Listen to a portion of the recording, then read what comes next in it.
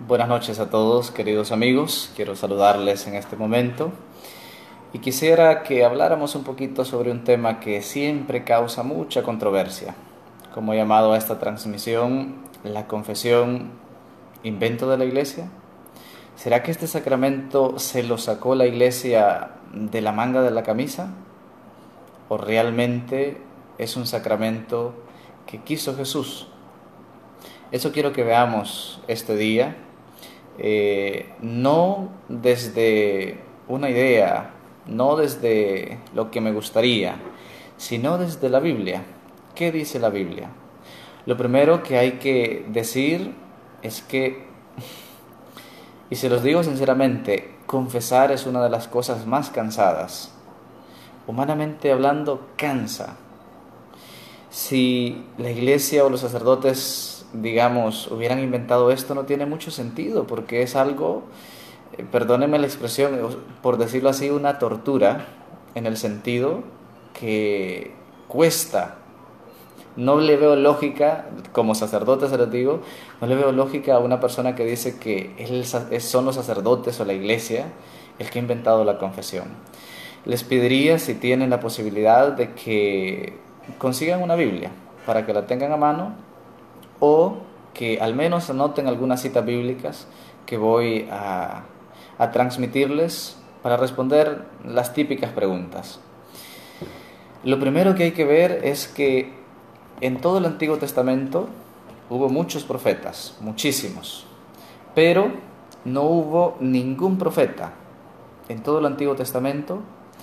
De hecho, no hubo hasta el momento de Jesús ninguno que perdonara los pecados. Ningún sacerdote perdonaba los pecados tampoco en el Antiguo Testamento.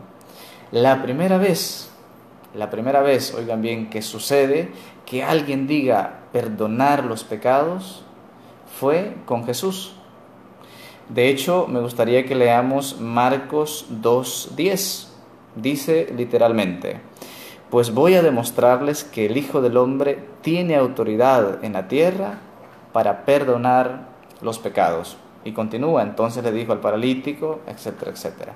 Jesús es el primero que perdona los pecados. Jesús tenía el poder de perdonar los pecados. Ese es el primero, esto es fundamental. Marcos 2:10. Ejerció este poder, también lo vemos en Marcos 2:5. Dice, cuando Jesús vio la fe que tenían, le dijo al enfermo: hijo mío, tus pecados te quedan perdonados. Tenía el poder de perdonar y lo ejerció. Por un detalle, era Dios, por eso perdonaba los pecados. Primer paso, el primero que perdona los pecados es Jesús. Marcos 2:10. Segundo paso muy importante para entender la confesión es que Jesús, este poder que tenía, lo comunicó a los discípulos. Y este paso es fundamental. De entre todos los discípulos, de entre todas las personas que lo seguían, Él eligió a 12. Eso ya muy bien lo sabemos, conocemos incluso el nombre de los 12 apóstoles. Y quiero que vayamos a Mateo 16:19. Vamos a ver qué dice Mateo 16:19, porque es una cita muy importante. Primer paso, Jesús fue el primero que perdonó los pecados. Segundo paso, Jesús comunica este poder. Y vean que el primero que se lo comunica es a Pedro. Mateo 16:19. Una cita muy importante que la tienen todas las Biblias. Mateo 16:19.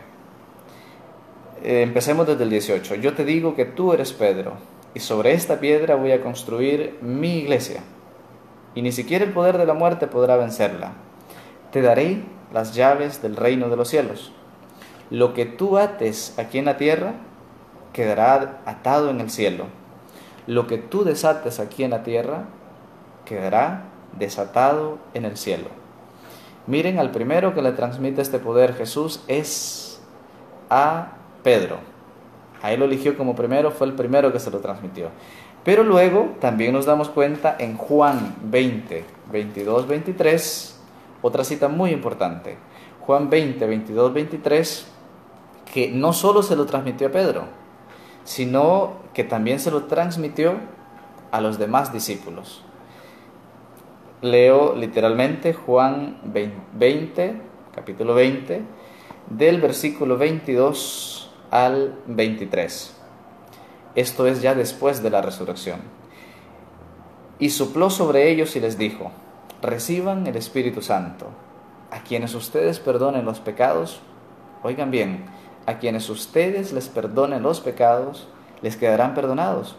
Y a quienes no se los perdonen, les quedarán sin perdonar. Jesús tiene este poder, le da este poder a Pedro y a los discípulos. Lo hemos visto precisamente Mateo 16, 19, Mateo 18, 18 también podemos anotarlo, pero sobre todo también Juan 20, 22, 23. Transmite este poder. Y es un poder que precisamente administran los apóstoles, porque dice: a los que ustedes les perdonen le quedarán perdonados, a los que no se le perdonen le quedarán sin perdonar. El sacerdote ha recibido este poder para atar y desatar, para decidir qué perdonar y qué no perdonar. Y de ahí la importancia precisamente de confesar los pecados, porque el sacerdote es el que custodia este poder. Segundo paso, Jesús transmite esto a los apóstoles. Lo hemos entendido muy bien con base bíblica. El tercer paso es fundamental porque, los apóstoles fueron hace 2000 años, pero ¿por qué el sacerdote se atribuye esto de perdonar los pecados? El tercer paso es fundamental, y es que los apóstoles comunicaron este poder que recibieron, lo comunicaron a sus sucesores.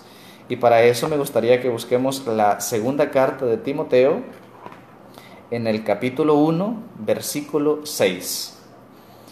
Estamos en el tercer paso. Hemos visto el primero, que Jesús fue el primero en perdonar los pecados. Segundo paso, Jesús transmite este poder a Pedro primero y luego a todos los discípulos, a todos los apóstoles. Tercer paso, que vamos a ver en este momento, los apóstoles comunican este poder a los demás. Segunda carta de Timoteo, capítulo 1, versículo 6. Pablo le escribe a Timoteo, uno de sus discípulos: por eso te recomiendo que avives el fuego del don que Dios te dio cuando te impuse las manos. Creo que está muy claro, porque este poder se transmite a los discípulos a través de la imposición de manos. ¿Cuándo sucede eso? En la ordenación diaconal y sacerdotal. El obispo precisamente le impone las manos a los nuevos ordenados para transmitirles este poder que viene desde los apóstoles, que viene desde Jesús, un poder recibido que se transmite. Por eso la importancia de que un sacerdote esté en comunión con la iglesia, porque si no está en comunión con la iglesia, no está en comunión con los apóstoles. Por eso la importancia de la sucesión apostólica, porque ahí es donde se conserva y se mantiene este poder recibido, que viene desde Jesús. Miren qué importante los tres pasos que hemos visto. Primero, Jesús es el que perdona los pecados por primera vez, tiene este poder. Segundo, los transmite a Pedro y a los apóstoles los transmiten a los demás. Es decir, el sacerdote no perdona en su nombre. El sacerdote no perdona, por ejemplo, en mi caso, el padre Samuel, porque es padre Samuel. No, perdona en nombre de Dios. De hecho, el sacerdote siempre dice: yo te absuelvo de tus pecados en nombre del Padre, del Hijo y del Espíritu Santo. Los pecados son perdonados en nombre de Dios. Siempre me gusta mencionar el ejemplo de un policía. ¿Por qué un policía te pone una infracción? ¿Quién le da ese derecho? A ver, no es Pedro, no es Juan, no es mi vecino que yo conozco. ¿Qué lo hace distinto para que él tenga la potestad de ponerme una infracción? Una infracción, en el caso del policía, porque ha cumplido con ciertos requisitos, ha sido graduado en la academia, etcétera, etcétera, y ha recibido una placa que le da la potestad de castigar al que infringe una ley y de poner infracciones. Así es el sacerdote, ha recibido este poder, no en cuanto Pedro, Juan, lo que sea, sino que en cuanto se le impusieron las manos, este hombre normal recibe este poder de perdonar los pecados, pero no lo hace por su autoridad, sino por esta potestad que ha recibido en nombre de Dios. Y así nos damos cuenta, poco a poco vamos a ir hablando de los demás sacramentos, que los sacramentos en la iglesia, que son 7, dicho sea de paso, no son una invención de la iglesia. No fue porque se le ocurrió de repente Cada uno de los sacramentos tiene base bíblica. Y el detalle es que muchos ignoran estos pasajes totalmente claros. El que tenga oídos, que oiga, dijo Jesús en otro pasaje. Y qué bonito es precisamente dejarse ayudar por un sacerdote, porque él lo hace no en su poder, no en su sabiduría, no en su elocuencia, sino por el poder que ha recibido de parte de Dios. Y qué bonito entonces pues que nosotros podamos acercarnos a este sacramento. Y un detalle bien importante para tenerlo en cuenta: cuando yo me acerco a la confesión, nunca olvidar que yo voy a quedar mal con el sacerdote para quedar bien con Dios, que es lo que interesa, y no al revés, quedar bien con el sacerdote y quedar mal con Dios.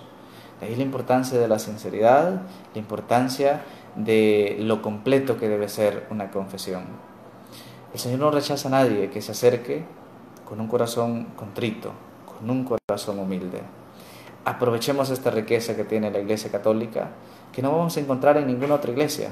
En otra iglesia puede usted tener un diálogo con un pastor, puede usted ir donde un psicólogo, pero solo el sacerdote puede perdonar los pecados, no en su poder, sino en el poder que ha recibido, como ya hemos visto. Y por eso qué tristeza me da cuando muchas personas dicen: yo me alejo de la iglesia por esto, que este sacerdote me trató mal, que tal coordinador me dijo esto. Y por un resentimiento muchas veces se pierden la riqueza de los sacramentos. Encontrarme con Dios. Sacramento precisamente es un momento privilegiado de encuentro con Dios. Un momento especial. La confesión, la Eucaristía, la unción de enfermos, etcétera, etcétera. Aprovechemos esta riqueza y participemos de cada uno de los sacramentos de forma solemne, de forma sobre todo adecuada. Por favor, recen por mí, porque hoy en día precisamente no es fácil ser sacerdote. Es un tremendo reto, pero creo que vale la pena. Sobre todo, sabemos que por mucha persecución que haya, tristemente hemos estado viendo en México cuánta persecución a la iglesia, a sacerdotes, porque estos seguimos defendiendo lo que Jesús propuso, lo que Dios quiere. Y esto siempre va a haber persecución. Pero creo que no hay que desmayar, nunca olvidar la gran promesa que hizo Jesús. Los poderes del infierno no prevalecerán sobre ella, refiriéndose a la Iglesia Católica. Qué bonito recordar siempre esta promesa de que es el Señor el que lleva esta iglesia, es el Señor el que le ha dado el poder, es el Señor, por lo tanto, el que la acompaña. Que hay críticas, que hay persecución. Si eso hicieron con Jesús, qué suerte podríamos también nosotros esperar. Fe en Dios y adelante, porque es el Señor el que dirige, acompaña y cuida a esta su iglesia. Que el Señor les bendiga. En nombre del Padre, del Hijo y del Espíritu Santo. Amén. Hasta luego.